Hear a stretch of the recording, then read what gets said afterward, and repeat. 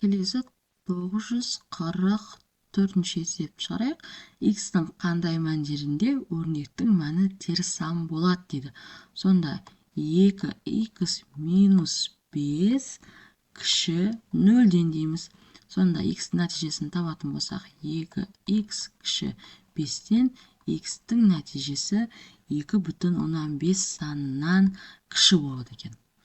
Келесі 1,4 минус 7 кіші 0-ден деп аламыз. Сонда x мықты, не жер екен?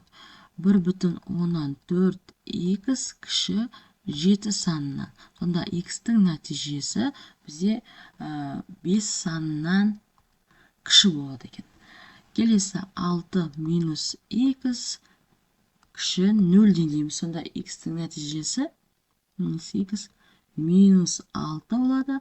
X үлкен болады 6 саннан. Яғни x-тің орнына қоятын сандарымыз 6 саннан үлкен болады екен. Сол кезде мәні теріс сан болады. Келесі екіншісін шығарайық.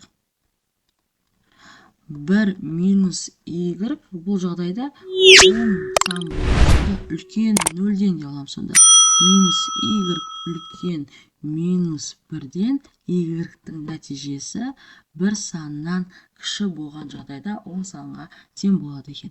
Келесі екіншісі бізде y қосылған 8 үлкен 0-ден y үлкен минус 8 саннан. Келесі 3y минус 4,5 үлкен 0-ден деп аламыз. 3y үлкен 4,5 санда. y-тің нәтижесі сонда 1,5 сандарынан үлкен болған жағдайда өрнектің мәні 10 сан болады екен. Келесі 945 есебіміз. Квадраттың периметрі 20 сантиметрден артық, бірақ 28 сантиметрден кем. Квадраттың қабырғасының ұзындығын бағалаңдар дейді. Яғни периметрі берілген, ол периметрі бізде 28 санынан кем, бірақ 20 санынан артық.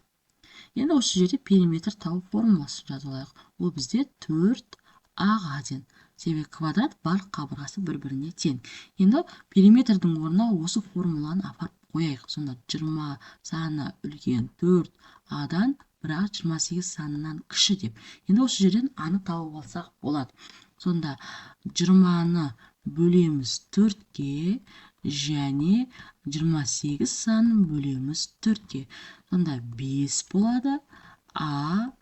Нәтижесі 7-ге тең болады. Сонда қабырғасы, квадраттың қабырғасы 5 пен 7 аралығындағы сандар екен.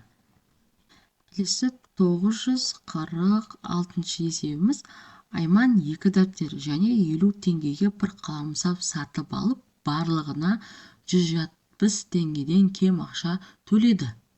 Дәптердің бағасын бағалаңыздар дейді. Сонда бір дәптер x теңге тұрады деп алайық. Сонда 2 көбейтілген x, яғни 2 дәптер алды ғой.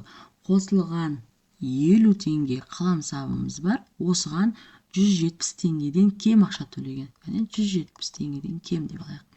Осы жерде x табайық. 170 санынан 50 санын азайтатын болсақ 120-ға тең болады. Сонда x-іміз 60-тан кіші сан. Яғни бір дәптеріміз 60 теңгеден кіші теңге тұрады екен. Келесі 947 есебіміз. Екі қаланың ара қашықтығы 300 километрден кем болатын. Пойыз бір қаладан шығып, екінші қалаға 3 сағат жүргенде, екінші қалаға дейін 45 километр қашықтық қалды. Пойыздың жылдамдығын бағалаңыздар дейді. Бізде 3 сағат жүрді, 3-ті көбейтемін v-ға, яғни жылдамдыққа. Қосамын, қалған жол бізде 45 километр.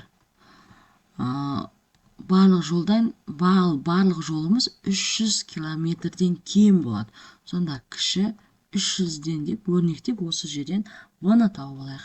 Сонда 3v кіші 300-ден 45 алатын болсақ 255, v санымыз сонда кіші болады 85 саннан. Яғни пойыздың жылдамдығы 85 км сағаттан кіші болады екен.